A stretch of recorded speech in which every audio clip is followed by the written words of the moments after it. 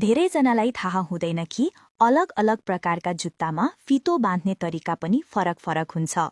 1. Converse अथवा canvas जुत्तामा फितो बाँध्ने सबैभन्दा लोकप्रिय तरिका सजिलो, आकर्षक र एकपटक हेर्दा नै सिक्न सकिने। यसले जुत्तालाई तहदार र सुन्दर देखाउँछ। कमेन्ट मात्र गरिदिनुस्, हामी फलो ब्याक गरिदिन्छौँ है। 2. लकी नट शैलीमा फितो बाँध्दा फितोले सानो तालचा लक जस्तै आकृति बनाउँछ। मानिन्छ कि यसले शुभ भाग्य ल्याउँछ। परीक्षा, डेट वा महत्त्वपूर्ण दिनका लागि उपयुक्त। 3. चाइनिज नट शैली रातो फितो प्रयोग गरेर सानो परम्परागत गाँठो बनाइन्छ।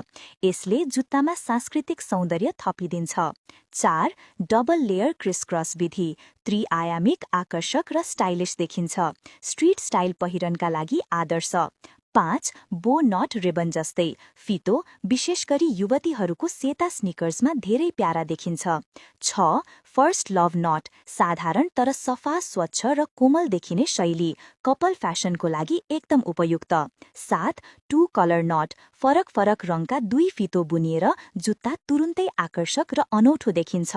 8. कलरफुल नट रेनबो फितो प्रयोग गरेर बनेको ऊर्जा भरिएको शैली यात्रा, छुट्टी वा फन आउटफिटका लागि उत्कृष्ट। 9. हार्ट शेप्ड नट फितो मिलाएर मुटुको आकार बनाइन्छ। कपलहरूसँगै हिँड्दा अझै प्यारा देखिन्छन्। 10. डबल रो बकल सफा, क्लासी र हाई एन्ड लुक दिने शैली फितो चाँडै खुल्दैन, सुरक्षित पनि हुन्छ।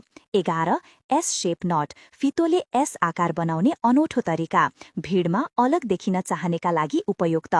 12. विद्यार्थीहरूले मनपर्ने राउन्डलेस नट छिटो, सजिलो, फितो खुल्दैन र स्टाइलिश देखिन्छ।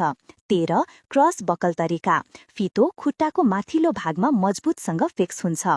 दौडधुप, खेलकुद वा लामो हिँडाइका लागि उत्कृष्ट।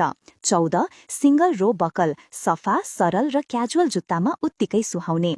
जुत्ताको समग्र लुक व्यवस्थित र तेजिलो देखिन्छ।